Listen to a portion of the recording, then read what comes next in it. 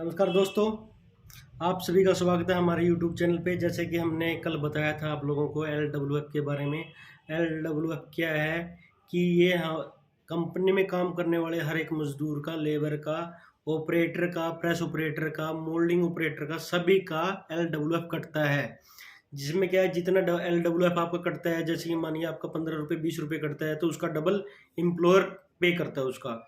LWF क्या है कि ये सीधा जाता है गवर्नमेंट के खाते में। गवर्नमेंट खाते में जाने के बाद में क्या होता है, ये कंपनी में जो काम कर रहे बंदे उनके लिए तरह तरह की स्कीमें देता है।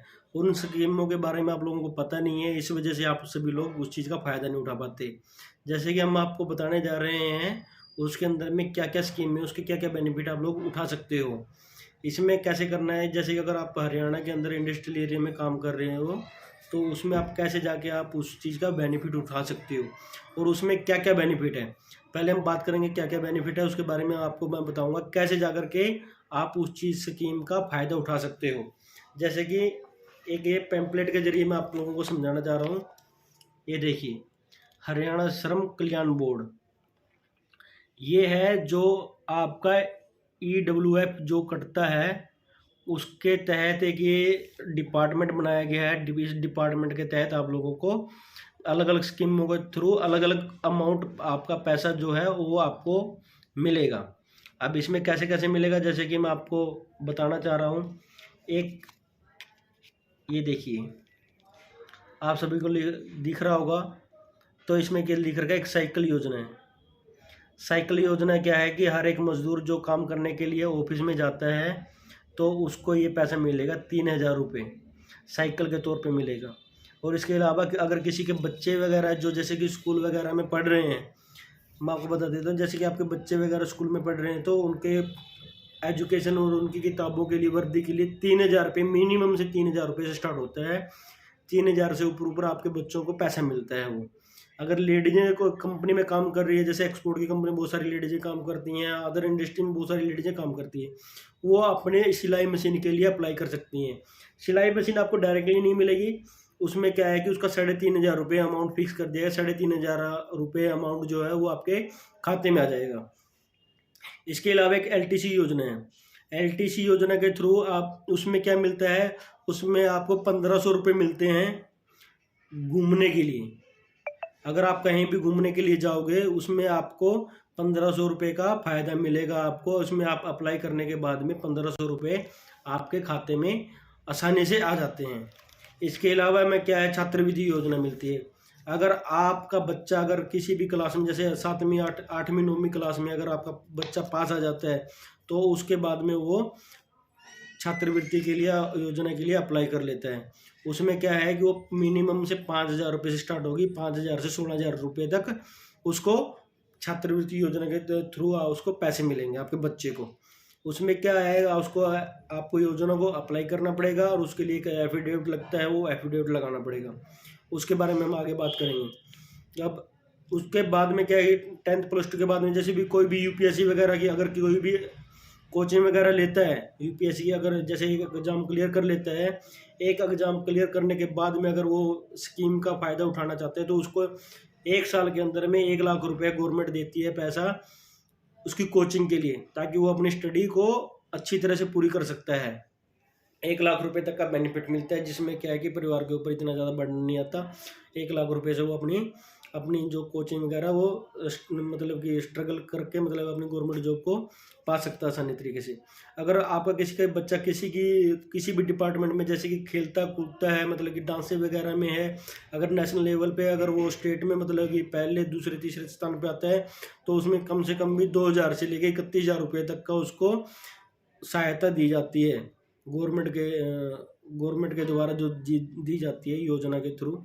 और इसके अलावा में क्या है, अगर आप इसके अलावा में मतलब सांस्कृतिक जो प्रोग्राम होते हैं अगर उसमें हिस्सा लेता है तो उसमें भी आता है, तो भी उसमें भी सेम है, मतलब कि 2000 से लेकर 31,000 रुपये तक के उसको फ़ायदा मिलता है।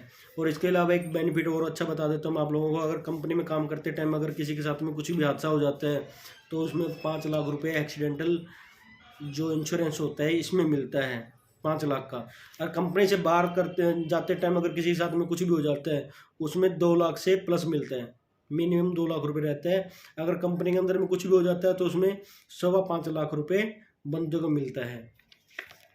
इसके अलावा मतलब कि और भी बहुत तरह की योजनाएं हैं, जैसे कि इसमें औद्योगिक क्षेत्र में जब मानसिक रूप से मतलब कि अगर किसी का बच्चा पैदा होता है तो वो स्टार्टिंग से मतलब कि अगर कुछ भी उसमें डिसेबिलिटी है उसके थ्रू अलग अलग स्कीमों के थ्रू उसको पैसा मिलता है।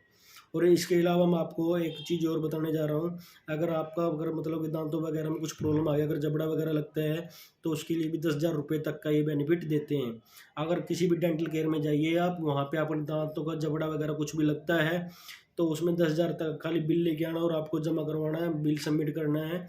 उसके थ्रू आप मतलब कि ये सब करवाने के बाद में 10,000 रुपये तक के आपके अमाउंट आपके खाते में आ जाएगा। अगर इसके अलावा अगर कोई बंदा अगर स्टार्ट मतलब किसी की ईयरिंग मशीन, जैसे सुनने के कई बंदे मशीन लगाते हैं ना, जिस कानों पर प्रॉब्लम रहती है, तो उसका उसमें भी वो 5,000 रुपये साल में एक बार ले सकता है। इसके अलावा मतलब कि अगर आपको चश्मा योजना भी है, इसमें 1,500 रुपये मिलते हैं उसमें।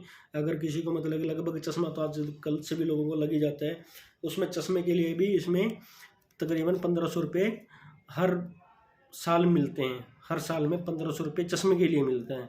अगर किसी की भी बच्ची की, किसी की लड़की की शादी है तो अगर वो मैरिज सर्टिफिकेट और एफिडेविट लगाएगा उसको 51,000 रुपये तक का फ़ायदा मिलता है।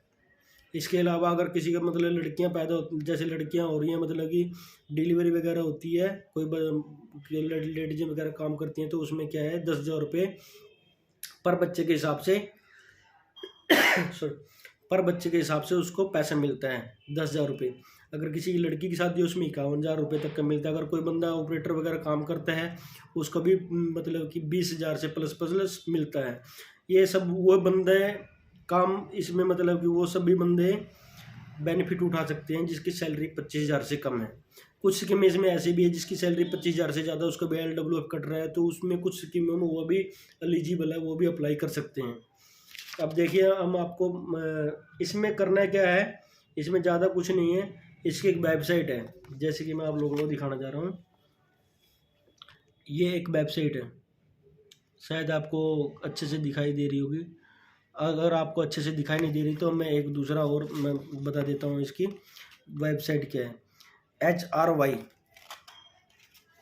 HRY।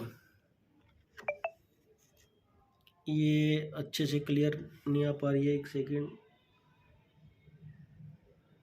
अगर आप इसको नोट करना तो आप नोट कर लीजिए, मैं बता देता हूँ। LWB है, बीच में स्लैश लगाएंगे, उसके बाद में आएगा HRY@NIC.in। ये इसकी ईमेल आईडी है और इसकी जो वेबसाइट है www.haryana.labor.gov.in। ये इसकी वेबसाइट है, इस पे जाकर के आप लोग अप्लाई कर सकते हो। अगर इसके अलावा किसी को कुछ इसमें अप्लाई करने के लिए मैं आपको बता दूं, इसमें एक यूजर आईडी बनता है और एक पासवर्ड होता है। यूजर आईडी में कैसे है, अगर किसी बंदे का राहुल नाम है, पहले डिजिट आएंगे उसके राहुल के RH, और जो आपने मोबाइल नंबर अपनी कंपनी में सबमिट कर रखा है उसके लास्ट के 5 डिजिट आएंगे। इसमें लास्ट के 5 डिजिट कैसे आएंगे,